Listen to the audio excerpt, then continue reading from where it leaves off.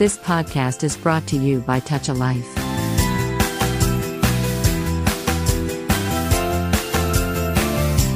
నమస్కారం. Touch life వారి టాలీడియోకి స్వాగతం. మన రచయితల కార్యక్రమానికి సుస్వాగతం. నేను మీ ఆర్జే సూర్య అని మాట్లాడుతున్నాను. గత వారం మనం డాక్టర్ తిరునగరి శరత్ చంద్ర గారిని పలకరించాం. తన సాహితీ ప్రయాణం ఎలా మొదలైంది, తండ్రితో కలిసి ఎలా అక్షరయానం చేశారు, గజల్స్ లాంటి ప్రక్రియలకు ఎలా తెలుగుదనాన్ని జోడించారు లాంటి ఎన్నో ఆసక్తికరమైనటువంటి అంశాలని ఆయన నుంచి విన్నాం. ఈ వారం మరిన్ని ఆసక్తికరమైన విశేషాలు పంచుకునేందుకు మరోసారి ఆయన్ను కలవబోతున్నాం. వెల్కమ్ బ్యాక్ టు మన రచయితల కార్యక్రమం. శరత్ గారు సార్ నమస్కారం. శరత్చంద్ర గారు, మీరు రుబాయిలు కూడా రాసినట్టున్నారు కదా? ఎందుకంటే రుబాయిలకు కూడా ఇలాంటి సవాళ్ళే వస్తాయి కదా గజల్లాగా. అవునండి, గజల్లానే. కాకపోతే ఏంటంటే ఈ గజల్లు అంటే మనకు ఒక పాటలాగా పాడుకోవచ్చు. సినిమాల్లో కూడా కొన్ని గజల్స్ వచ్చేసాయి. అంటే మామూలు గజల్ని తీసుకెళ్లి సినిమాలో పాటలాగా పెట్టారు. అయితే ఈ రుబాయి ఏంటంటే యాక్చువల్గా పర్షియన్ భాషలో రుబా అంటే 4 అనే నెంబర్ అర్థం. 4 అంటే 4 లైన్స్ పోయం ని రుబాయి అంటాం మనం. రుబాయత్ అంటే పర్షియన్ భాషలో 4 అనే అర్థం. అంటే 4 పాదాల కవితని రుబాయి అంటాం. అలా అని 4 పాదాలున్న ప్రతి కవిత రుబాయి అయిపోదు. దానికంటూ కొన్ని నియమాలు ఉంటాయి. ఏంటంటే 4 లైన్లలో 1వ లైను, 2వ లైను, 4వ లైను ఇవి అంత్యానుప్రాసగా ఉంటాయి. 3వ లైన్ మాత్రం స్వచ్ఛందంగా ఉంటాయి. అంటే 1వ లైను, 2వ లైన్లో మనం ఏం చెప్పాలనుకుంటామో అది 3వ లైన్కి లింక్ అయి ఉంటుంది. 4వ లైన్తో ఒక జిమ్మిక్, ఒక చరుపు అనేది అటువంటిది ఉంటుంది అన్నట్టు. దాన్ని మనం రుబాయి అంటాం. ఇది మనకు అమ్జద్ హైదరాబాదీ గారని ఫేమస్ ఉర్దూ కవి. ఆయన 16వ శతాబ్దానికి చెందినవారు. అమ్జద్ ఆయన పేరు. ఆయన హైదరాబాద్కు చెందిన కవి కాబట్టి అమ్జద్ హైదరాబాదీ అంటారు. ఆయన ఫస్ట్ ఉర్దూలో రాశారు. తెలుగులో మాత్రం దాశరథి గారే దానికి శ్రీకారం చుట్టారు. ఆ తర్వాత తిరుమల శ్రీనివాసాచార్య గారు, సినారే గారు కొన్ని రాశారు. ఈ రుబాయి అనేటువంటి ఏవైతే ఉంటుందో 4 లైన్ల కవిత, ఇది రాయడానికి ఇంకా సులువుగా ఉంటుంది. అంటే గజల్ కంటే ఇది కొంచెం సులువు. కాబట్టి నేడు చాలా మంది రాస్తున్నారు. మన అడిషనల్ కలెక్టర్ గా ఉన్నారు కరీంనగర్ జిల్లాకి, మన ఏనుగు నరసింహారెడ్డి గారు, ఫేమస్ కవి. ఆయన తెలంగాణ రుబాయిలు అని రాశారు. అది ధారావాహి కూడా వచ్చాయి కొన్ని సండే మ్యాగజైన్స్ లో. అట్లా ఈ రుబాయి అట్లా ఇప్పుడు జనంలో ఇంకా ఎక్కువగా వ్యావహారికంలో అది పడిపోయిందండి. తెలంగాణ మాండలికంలో, మన యాసలో చాలా రుబాయిలు రాస్తున్నారు, చదువుతున్నారు. వినడానికి కూడా ఇంపుగా ఉంటుందండి. వీలైతే అవకాశం ఉంటే నేను రాసిన రుబాయి ఒకటి చెప్పండి. తప్పకుండా చెప్పండి. ప్రగతిని కాంక్షించువాడు ఒకడైనా లేడు, ప్రగతిని కాంక్షించువాడు ఒకడైనా లేడు, శాంతిని ఆశించువాడు ఒక్కడైనా లేడు. ఇది మొదటి లైన్. 2వ లైన్ అండి. ఇంకా 3వ లైన్, నేటి జగతి స్వార్థంతో సాగిపోవుచున్నది, క్రాంతిని సాధించువాడు ఒకడైనా లేడు. అంటే ఒక కవికి ఉండేటువంటి, అంటే ఇలా జరిగిపోతుంది సమాజం, ఇలా ఉంది అనేటువంటి అంటే ఇది నిరాశావాదం అని కాదు, ఒకంత బాధతో రాసినటువంటి రుబాయి. లేకపోతే ఇప్పుడున్నటువంటి పరిస్థితికి దర్పణంగా అలా.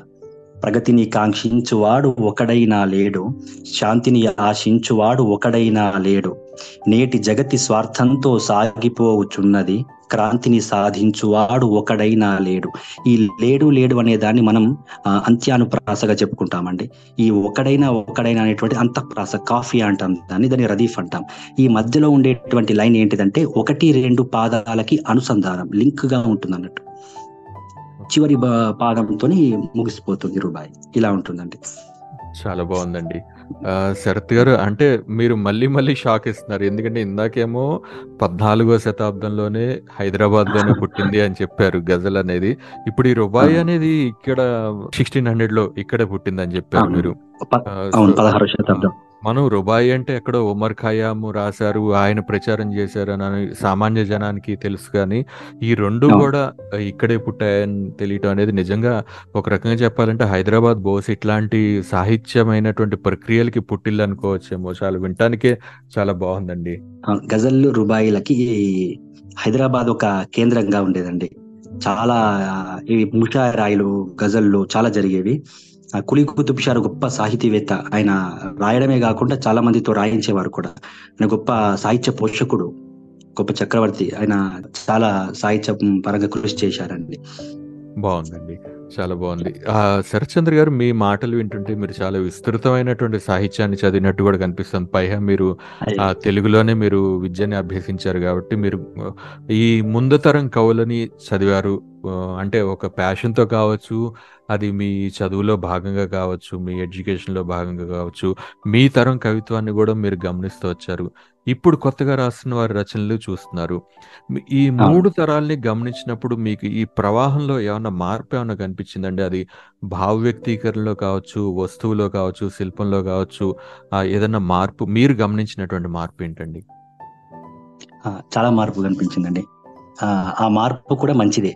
ఎందుకనంటే వస్తు పరంగాను మీరు అన్నట్టు, ఫస్ట్ వస్తు పరంగా, తర్వాత శిల్పం అంటే నిర్మాణం, తీసుకున్న వస్తువుకు తగ్గట్టుగా మనం ఎంచుకున్నటువంటి పదబంధాలు, వీటన్నింటి పరంగా కూడా దాన్ని ఎక్స్ప్లెయిన్ చేసేటువంటి తీరు, దాని ఎక్స్ప్రెషన్స్, ప్రధానంగా అభివ్యక్తి, వీటన్నింటి పరంగా కూడా చాలా మార్పు వచ్చిందండి. మార్పు కూడా ఎందుకు అని అంటున్నానంటే, అంటే ప్రధానంగా మనం తీసుకుంటే మనకు 4 భాగాలుగా మనం విభజించుకుంటే, తొలితరం కవులు ఉన్నారు. తొలితరం అంటే ప్రాచీన కవులని కాదు, ఇప్పుడు నన్నయ్య, తిక్కన వాళ్ళని కాదు. ఇప్పుడు మనకు దాశరథి గారు, నారాయణ రెడ్డి గారు కంటే ముందు కూడా చాలా మంది కవులు ఉన్నారు. అంటే శ్రీశ్రీ గారు, కృష్ణశాస్త్రి గారు, దాశరథి గారి కంటే ముందు తరం అది నిజానికి, అంటే సీనియర్ మోస్ట్ కవులు. వారి శ్రీశ్రీ గారి కాలం నుంచి చూస్తే ఒక రకంగా ఉంది శైలి కానీ అభివ్యక్తి కానీ. దాశరథి గారికి వచ్చిన తర్వాత కొంత మార్పు, బాగా ఏం కాలేదు, అంతా ఒకే రకంగా ఉంది. కాకపోతే వారిది కొంచెం అభ్యుదయవాదం ఉండేది, కొంచెం ప్రగతిశీల మానవతావాదం అలా వచ్చింది. ఆ తర్వాత కె శివారెడ్డి గారు, ఎన్ గోపి గారు, ఇలా చాలా మంది, పెన్నా శివరామకృష్ణ గారు, వీళ్ళ తరం వచ్చింది దాశరథి గారి తర్వాత. ఇప్పుడు వస్తున్నటువంటి తరంలో చూస్తే చాలా అంటే వింత పోకడలు. ఎలా అంటే తీసుకున్నటువంటి వస్తువులో కూడా సాంకేతిక పరమైనటువంటి వస్తు ప్రయోగం, అంతేకాకుండా ప్రతీకవాదం, సింబాలిజం అంటాం కదా మనం, సింబాలిక్ గా చెప్పడం, అట్లాంటి ప్రతీకవాదం కావచ్చు, అభివ్యక్తివాదం కావచ్చు, ప్రతి విషయాన్ని కూడా మనం తీసుకున్నటువంటి వస్తువును కూడా చెప్పేటువంటి శైలి అనేటువంటిది భిన్నంగా మారిపోయింది. అంతేకాకుండా గద్యాన్ని కూడా పొయిటిక్ గా చెప్పడం జరిగింది. ఇప్పుడు కవిత్వ భాష మారింది. అంతేకాకుండా ప్రక్రియ కూడా, అంటే ప్రధానంగా ప్రక్రియ అని అంటుంటాం మనం చాలా మట్టుకు. ప్రక్రియ అనేది ఒకటేనండి, ప్రక్రియలు లేవు, ప్రక్రియ ఒకటే ఉంది. కవిత్వం అనేది ఒక ప్రక్రియ. ఈ పద్యం ప్రక్రియ, గేయ ప్రక్రియ, వచన కవిత్వం ఇవన్నీ ప్రక్రియలు కావు. కవిత్వం అనేది ఒక ప్రక్రియ అయితే ఆ ప్రక్రియకు ఉన్న రూపాలన్నీ ఇవి. ఏది? పద్యం, గేయం, వచన కవిత్వం, గజల్, రుబాయి, ఇవన్నీ మన పొయిటిక్. గద్యం అనేది ఒక ప్రక్రియ అయితే దానికి రూపాలు కథ, నవల, షార్ట్ స్టోరీస్, కథానిక, డ్రామాస్, ఇవన్నీ ఒక రూపాలు. అట్లా మనకు ఉన్నవి 2 ప్రక్రియలు, కవిత్వ ప్రక్రియ, గద్య ప్రక్రియ 2. అయితే ఇప్పుడు నడుస్తుంది ఏంటంటే, కవిత్వం ప్రక్రియలో ప్రధానంగా వచన కవిత రూపమే నడుస్తుంది. ఎందుకు అనంటే వచన కవిత్వంలోనే చాలా ప్రయోగాలు చేస్తున్నారు కవులు, చాలా రాస్తున్నారు, కొత్త భిన్నమైనటువంటి పోకడల్లో రాస్తున్నారు. అది చాలా మంచి మార్పే, నేను గమనించిన మట్టుకైతే మంచి మార్పు. ఇప్పుడు నేను కూడా ఒకప్పుడు ఒకలా రాశాను, ఒకప్పుడు కొంచెం గ్రాంథిక భాషా శైలిలో రాశాను, డిక్షనరీ లాంగ్వేజ్ లో రాశాను, కొంచెం సాంస్క్రిట్ వర్డ్స్ వాడుతూ రాశాను.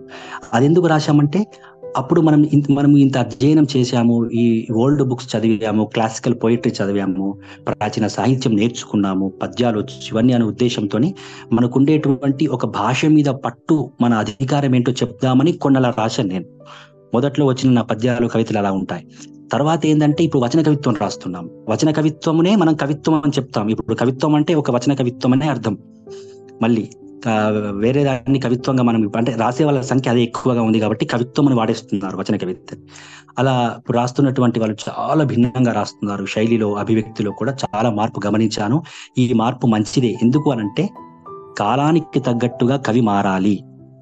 అది మా సీనియర్ కవి అయినా, జూనియర్ ఇప్పటి తరం కవి అయినా, ఎవరైనా సరే కాలానికి తగ్గట్టుగా కవి మారాలి. కాబట్టి మార్పు మంచిదే. అది కొత్త ప్రయోగాలు వస్తున్నాయి కాబట్టి దాన్ని నేను సంతోషంగా అంగీకరిస్తాను. ఎందుకంటే ఇప్పుడు నేను కూడా అలాగే స్వీకరిస్తూ రాస్తున్నాను కాబట్టి నేను ఆ మార్పు మంచిదని భావిస్తున్నాను అండి. బాగుందండి. చాలా బాగా విశ్లేషించారు. శరత్ గారు, మీ విశ్లేషణ మీ వ్యాసాల్లో గూడా చాలా బాగా కనిపిస్తుందండి. అంటే మీరెంత బాగా మాట్లాడతారో అంత బాగా రాస్తుంటారు గూడా. వ్యాసాలు గూడా చాలా ఎక్కువగా రాస్తుంటారు. అందులోనూ నాకు అవును. బాగా గుర్తుండిపోయింది తెలుగు సినీ కవుల గురించి మీరు చాలా విస్తృతమైనటువంటి ఒక శీర్షికను నిర్వహించారు. బాగా పాపులర్ అవునండి. అయింది ఆ శీర్షిక గూడా. సో, అవును. నాకు తెలిసి అంటే ఆ రాయటంలో భాగంగా మీరు బహుశా గమనించుండుంటారు గదా! ఇప్పటి సినీ కవులందరినీ గూడా గమనించుండుంటారు గాబట్టి, పోటీ ఆ! పరంగా గావచ్చు, ప్రతిభా పరంగా గావచ్చు, ఇప్పటి సినీ గేయ రచన ఎట్లా ఉందని మీకనిపిస్తోందండి? ఆ! ప్రధానంగా మీరు తెలంగాణ నమస్తే తెలంగాణలో రాశారు. అది ఆ అవకాశం ఇచ్చినందుకు ముందుగా మీకు ధన్యవాదాలు నేను చెప్పాలి. నమస్తే తెలంగాణ యాజమాన్యానికి. పోటీ పరంగా విషయానికొస్తే ఇప్పుడు చాలా గట్టి పోటీ ఉందండి. ఒకప్పుడు సినిమా కవులు ఇంతగా లేరు. వేల మీద లెక్క పెట్టొచ్చు. ఓ 10 మంది, 12 మంది కంటే ఎక్కువ లేరు. ఇప్పుడు వస్తున్నటువంటి వాళ్ళైతే వందల సంఖ్యలో ఉన్నారండి. గట్టి పోటీ ఉంది. ఎందుకు అనంటే ఇప్పుడు రాసే వాళ్ళ సంఖ్య ఎందుకు ఎక్కువైందంటే సినిమా తీసే వాళ్ళ సంఖ్య ఎక్కువైంది కాబట్టి. ఇప్పుడు సినిమాలు తీస్తున్నారు. సినిమాలు తీసే దర్శకుల సంఖ్య ఎక్కువైంది. దర్శకులే గీత రచయితలుగా మారుతున్నారు కూడా. అంతేకాకుండా ఒకప్పుడు చాలా పాండిత్యం ఉంటేనే సినిమా పాట రాయాలి. అది మామూలుగా అనుకున్నంత ఆషామాషి కాదు.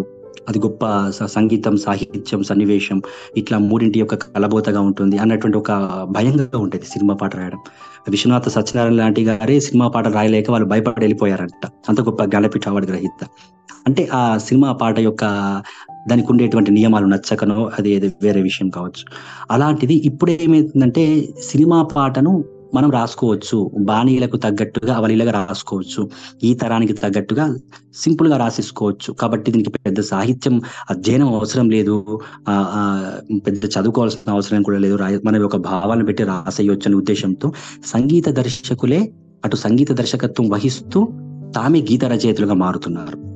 అంతేకాకుండా కొంతమంది దర్శకులు, కొంతమంది నిర్మాతలు అలా రాస్తున్నారు. అంతేకాకుండా ఇప్పుడు సినిమాలు తీసే వాళ్ళ సంఖ్య ఎక్కువైపోయింది కాబట్టి ఒకరిని చూసి ఒకరు రాయడం కూడా అంటే ఒకరిని చూసి ఒకరు రాయడం మొదలుపెట్టారు అనంటే అది అంత ఈజీనా అని అంటే నేను అలా అని కాదు. అలా అని నేను భావించట్లేదు. కాకపోతే ఏందంటే రాసే వాళ్ళ సంఖ్య, తీసే వాళ్ళ సంఖ్య ఎక్కువైపోయింది. దాని మీద ఒక అవగాహన కూడా కలిగిపోయింది. చాలా మందికి వచ్చింది. ఒక అవగాహన వచ్చింది. కాబట్టి రాస్తున్నారు. కానీ పటిష్టంగా రాయాలంటే ఏ వస్తువుకైనా, ఏ అంశంకైనా రాయాలంటే మాత్రం కొంత జ్ఞానం అవసరం. చంద్రబోస్ గారన్నట్టు ఆలోచన జ్ఞానం, ఆకస్మిక జ్ఞానం, అనుభవ జ్ఞానం, అధ్యయన జ్ఞానం. ఈ 4 జ్ఞానాలు నిండుగా మెండుగా ఉంటే అతడు సినిమా కవిగా 10 కాలాలు నిలబడగలుగుతాడు. ఈ 4 జ్ఞానాల్లో ఏ ఒక్కటి తక్కువైనా ఇలా వచ్చి అలా వెళ్ళిపోతాడు అంటారు చంద్రబోస్ గారు. అలా అన్నట్టు రాసే వాళ్ళ సంఖ్య ఎక్కువగానే ఉంది. పోటీ కూడా అలాగే ఉంది. తీస్తున్నారు. అది అందరికీ కూడా ప్రోత్సాహంగా ఉంటుంది కాబట్టి అది మంచిదే. గట్టి పోటీయే ఉందండి. ఇప్పుడు చూస్తున్నాను కదా! నాతోటి గీత రచయితలు కూడా చాలా మందే ఉన్నారు. అది వారికి ప్రోత్సాహంగాను, పోటీగా అంటే ఒక పాట ఇలా ఉంది అంటే ఇలా కాదు ఇంకా ఇలా రాయాలని చెప్తారు దర్శకులు. అలా రాయడం వల్ల ఏందంటే ఇంకా ఎక్కువ ప్రాక్టీస్ అవుతుంది. ఇంకా కొత్తగా చదవగలుగుతాం, రాయగలుగుతాం అలా అన్నట్టండి. చెప్పారండి. అంటే 'చంద్రబోస్' గారు ఒక ముక్కలో తేల్చేశారు ఏవేవి ఉండాలో ఖచ్చితంగా అని జెప్పేసి. ఒక రకంగా ఆ! చెప్పాలంటే అవి ప్రామాణికాలు అనుకోవచ్చేమో. ఇప్పటి ఈ పోటీని అవునండి. తట్టుకుని మంచి పాటలు రాయటానికి. బహుశా మీరు అందుకనే ఒక 40 సినీ పాటల వరకు రాయగలిగారు. ఒక అవును. మంచి సినీ గేయ రచయితగా మీ గురించి మరిన్ని కబుర్లు మేము త్వరలోనే వినబోతున్నాము. అవును. శరత్చంద్ర గారు ఒక రచయితగా అది కవిత్వమైన కావచ్చు, లేకపోతే గజల్స్ కావచ్చు, రుబాయిలు కావచ్చు, వ్యాసాలు కావచ్చు, ఇవన్నీ రాసినటువంటి ఒక రచయితగా మీ గురించి ఇప్పటివరకు తెలుసుకున్నాం. అయితే అధ్యాపకులుగా కూడా మీరు ఉన్నారు కాబట్టి, మీరు అవును. చూస్తున్నటువంటి విద్యార్థుల్లో తెలుగు పట్ల, సాహిత్యం పట్ల ఎట్లాంటి అభిరుచి ఉంది? వాళ్ళేమన్నా రాయాలి అన్న విద్యార్థులేమన్నా మీకు తారసిల్లుతున్నారా? ఎట్లా ఉంది వాళ్ళకి సాహిత్యం పట్ల, భాష పట్ల అభిరుచి ఎట్లా ఉంది? చాలా అద్భుతంగా ఉందండి. ఇది నేను సంతృప్తిగా చెప్తాను. మనస్ఫూర్తిగా చెప్తాను. ఎందుకనంటే నేను బాసర ట్రిపుల్ ఐటీ యూనివర్సిటీలో నేను తెలుగు ప్రొఫెసర్‌నండి. ఎందుకంటే ఇక్కడ 10వ తరగతి అయిపోయిన విద్యార్థులంతా అక్కడికొస్తారు. అది integrated course. Intermediate 2 years, BTech 4 years, integrated 6 years course అండి. 6 ఏండ్ల విద్య అక్కడ ఉంటుంది. సాధారణంగా టెక్నాలజికల్ యూనివర్సిటీకి వచ్చినప్పుడు మొత్తం సాంకేతికమే ఉంటుంది, సాహిత్యం ఏమీ ఉండదు అనేటువంటి ఒక ఆలోచనతోనే నేను ఉద్యోగంలో మొదలైనప్పుడు అలాగే భావించి అడుగుపెట్టాను. కానీ అక్కడికి వెళ్ళిన తర్వాత ఎంతో మంది విద్యార్థులు సీస పద్యాలు, కంద పద్యాలు, పాటలు, వచన కవితలు, గజళ్ళ మీద, అంటే ఉర్దూ మీద, ఇంగ్లీష్ మీద మంచి పట్టున్నటువంటి అనువాదకులు ట్రాన్స్లేషన్స్ చేస్తూ కూడా కనిపించారు నాకు. చాలా మంది సాహిత్య సృజన చేస్తున్నటువంటి వాళ్ళు, అధ్యయనం చేస్తున్నటువంటి వాళ్ళు కనిపించారు. గొప్ప వ్యాఖ్యాతలు యాంకరింగ్ చేస్తూ కూడా కనిపించారు. అయితే ఏంటంటే మనం ఏమనుకుంటాం, సాధారణంగా అక్కడ పిల్లలకి ఏం తెలుసు, మనం ఏంటి అన్నట్టుగా మనం సాధారణంగా మనము పాఠం చెప్పేటప్పుడు కూడా ఇక్కడ విద్యార్థులు తెలుగు సరిగా నేర్చుకోరేమో. సాధారణంగా మనకు జనరల్ గా చూస్తే మనకు తెలుగు సాహిత్యానికి, తెలుగు భాషకి ఆదరణ తగ్గిపోతున్న రోజుల్లో ఇంకా సాంకేతిక విశ్వవిద్యాలయంకి వెళ్తే అక్కడ సాహిత్యం జీరో అనేటువంటి ఒక దురాలోచన ఉంటుంది మనకు. సాధారణంగా అంటే ఒక బాధ ఉంటుంది అది. కాకపోతే ఏంటంటే అది ముమ్మాటికి నేను చూసినటువంటి, మా విద్యార్థుల పరంగా చూసినటువంటి దాంట్లో మాత్రం దానికి అపోజిట్ అండి. వాళ్ళు సాహిత్యం అంటే వాళ్ళకు చాలా అభిమానం, చాలా మక్కువ. వాళ్ళు ప్రత్యేకంగా, మాకు సాంస్కృతిక శాఖ ఉంది ప్రత్యేకంగా అక్కడ యూనివర్సిటీ వాళ్ళది. ప్రతి నెల ఒక సాహిత్య కార్యక్రమం, లేదా ప్రతి నెల ఒక కవి సమ్మేళనం, లేదా ప్రతి నెల ఒక టాపిక్ మీద ఒక స్టూడెంట్ కి ఒక ప్రసంగం, ఒక 15 నిమిషాలు 20 నిమిషాలు ఒక ప్రసంగం లాగా చేయిస్తాం. అందరూ తెలుగులోనే మాట్లాడతారు. ఒక్క ఇంగ్లీష్ పదం రాకుండా తెలుగు మాట్లాడమంటే ఈనాటి విద్యార్థులు మాట్లాడతారో లేదో తెలియదు, కానీ నేను చూసినటువంటి మా విద్యార్థులు మాత్రం మాట్లాడుతున్నారు. వాళ్ళు అద్భుతంగా గానయోగ్యంగా పాడతారు కూడా. అది నాకు చాలా సంతృప్తికరంగా అనిపించిన విషయం. నేను చూసినంత మట్టుకు, అంటే నేను పనిచేస్తున్నటువంటి కళాశాల మట్టుకి నేను చెప్తున్నాను. బయట చాలా మంది విద్యార్థులు ఇంకా ఉన్నారు, చాలా మంది రాస్తున్న వాళ్ళు ఉన్నారు. ఒకరిద్దరైతే 2-3 పుస్తకాలు కూడా ప్రచురించారు. కొన్ని పత్రికల్లో ధారావాహికలు రాస్తున్నారు, కొన్ని మ్యాగజైన్స్లలో నేను చూసిన మట్టుకు మా విద్యార్థులు. కాబట్టి అది నాకు సంతృప్తికరంగా అనిపించింది. వాళ్ళకి అభిరుచి ఉంది. అట్లాంటి వాళ్ళను ప్రోత్సహించడం వల్ల ప్రభుత్వం కూడా ప్రోత్సహిస్తుంది, వాళ్ళ కోసం ప్రత్యేకంగా కొన్ని సెమినార్స్ నిర్వహిస్తుంది. కాబట్టి అట్లా చేయడం వల్ల వాళ్ళు ఇంకా ప్రోత్సాహకరంగా భావిస్తారు, ఇంకా ముందుకు వెళ్తారు, ఇంకా చదువుతారు, ఇంకా రాస్తారు. వాళ్ళ కోసం ఒక లైబ్రరీ కూడా ఏర్పాటు చేశాం. తెలుగు డిపార్ట్మెంట్ లో, తెలుగు శాఖలో ఒక స్పెషల్ గా లైబ్రరీ కూడా పెట్టాం. రోజు సాయంత్రం చదువుకుంటారు, తెలియని ఉంటే అడుగుతారు. ఇది నాకు చాలా సంతోషకరంగా అనిపించినటువంటి సందర్భం అండి. చాలా బాగుందండి. అంటే బయట మీరు అన్నట్టు ఒక రకమైనటువంటి అభిప్రాయం అయితే ఉంది. ఇప్పుడు విద్యార్థుల్లో తెలుగు పట్ల ఆ భాష కావచ్చు, సాహిత్యం కావచ్చు, సృజనాత్మక ప్రక్రియ కావచ్చు, అన్ని రకాలుగాను తెలుగు పట్ల మక్కువ తగ్గిపోతుందని చెప్పేసి, ఇంట్రెస్ట్ ఉండట్లేదు అని చెప్పేసి వింటున్నాం. కానీ మీరు చెప్తున్నటువంటి మాటలు వింటుంటే కనుక ఒక సాంకేతిక విద్యాలయంలో కూడా తెలుగు పట్ల ఎంత అభిరుచి కనబరుస్తున్నారు విద్యార్థులు అంటే, నాకు తెలిసి బహుశా వారికి అవకాశం ఉంటే కనుక తప్పకుండా వారి మాతృభాష పట్ల వారికి ప్రేమ ఉంది.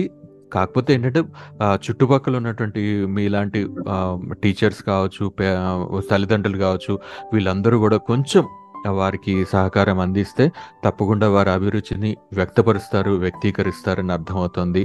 మీరు అదే దిశలో సాగటం చాలా అభినందనీయం అండి. ఇంకొక విషయం కూడా మీతో నేను విన్నవించుకోవాలండి. మనకు ఇంటర్మీడియట్ లో తెలుగు ఉందని తెలుసు. అయితే ఏంటంటే 2015కు ముందు బీటెక్ లో కూడా ఒక సబ్జెక్ట్ తెలుగు ఉంది, ఫస్ట్ ఇయర్ లో, బీటెక్ ఫస్ట్ ఇయర్ లో. అయితే అది కొన్ని కారణాల వల్ల ఆగిపోయింది. మళ్ళీ తర్వాత ఇటీవల ఈ మధ్య బీటెక్ లో కూడా ఫస్ట్ ఇయర్ లో మళ్ళీ తెలుగు సబ్జెక్ట్ పెట్టారు. అంటే బీటెక్ 4 years సాంకేతిక విద్యలో 1 సంవత్సరం తెలుగు భాషకి, తెలుగు సెకండ్ లాంగ్వేజ్ గా కేటాయించారు. అది చాలా సంతోషించదగ్గటువంటి సందర్భం అండి. అది నేను మీకు తెలియజేసుకుంటున్నాను. తప్పకుండా నిజంగానే సంతోషించేదగ్గ విషయం. ఇవాళ శరత్చంద్ర గారు చాలా చాలా మంచి మాటలు పంచుకున్నారు మాతో. మీ రచనా వ్యాసంగం గురించి, అట్లాగే మీ సినీ ప్రస్థానం గురించి కావచ్చు, రచనల గురించి కావచ్చు, వేరు వేరు ప్రక్రియల గురించి కావచ్చు, ఎన్నో విషయాలు మాట్లాడుకున్నాం. సో చివరిగా ఒక విషయం చెప్పండి. ఒక 10 ఏళ్ల తర్వాత తిరునగరి శరత్చంద్ర అంటే ఏం గుర్తుకు రావాలని మీరు కోరుకుంటున్నారు? శరత్చంద్ర అనగానే కవి అయిన సినీ కవి అనేటువంటి మాటగా పిలిపించుకోవాలని కోరిక అండి. అంటే అటు కవిత్వము, ఇటు సినిమా పాట రెండింటినీ విడదీయలేనటువంటి వ్యక్తిగా, కేవలమైన సినిమా పాటలే రాస్తాడు, కేవలమైన కవిత్వమే రాస్తాడు అన్నట్టుగా కాకుండా కవి అయిన సినీ కవి, రెండింటినీ విడదీసి అతన్ని చూడలేము అన్నట్టుగా నాకు పిలిపించుకోవాలని కోరిక అండి. చాలా బాగుందండి. తప్పకుండా ఒక 10 ఏళ్ల తర్వాత అలాగే ప్రజలంతా కూడా మిమ్మల్ని గుర్తుంచుకునేటట్టు, నాకు తెలిసి ఇప్పటికే మీకు ఆ రకమైనటువంటి ఒక ముద్ర వచ్చేసి ఉంటుంది, ఒక రకమైనటువంటి ఆ అభిప్రాయం అయితే ఉంది. శరత్చంద్ర అనగానే ఆయన కేవలం కవి మాత్రమే కాదు, మంచి పాటలు కూడా, సినీ పాటలు కూడా రాస్తున్నారని. సో ఆ మాట ఏదైతే ఉందో, ఆ అభిప్రాయం ఏదైతే ఉందో మరింత బలపడాలని, శాశ్వతంగా చరిత్రలో, సాహిత్య చరిత్రలో నిలిచిపోవాలని చెప్పేసి మా టాల్ రేడియో నుంచి, టాల్ రేడియో శ్రోతలందరి తరపు నుంచి కోరుకుంటున్నాం. ఇవాళ మీరు మా రచయితలు కార్యక్రమానికి విచ్చేసినందుకు, మీ అమూల్యమైనటువంటి అభిప్రాయాలన్నీ కూడా మాతో పంచుకున్నందుకు చాలా ధన్యవాదాలండి. చాలా చాలా ధన్యవాదాలండి. నాకు కూడా ఈ అవకాశం ఇచ్చినందుకు టాల్ రేడియో వారికి, మీకు హృదయపూర్వక ధన్యవాదాలు తెలియజేసుకుంటున్నానండి. విన్నారు కదా, వర్ధమాన రచయిత డాక్టర్ తిరునగరి శరత్చంద్ర గారితో ముఖాముఖి ఇది. వచ్చే వారం మరో ప్రతిభావంతమైన రచయితను కలుసుకునే ప్రయత్నం చేద్దాం. అప్పటి వరకు వింటూనే ఉండండి టచ్ ఏ లైఫ్ వారి tall radio. You have just listened to Tall Radio Podcast. For more podcasts, visit www.touchalife.org.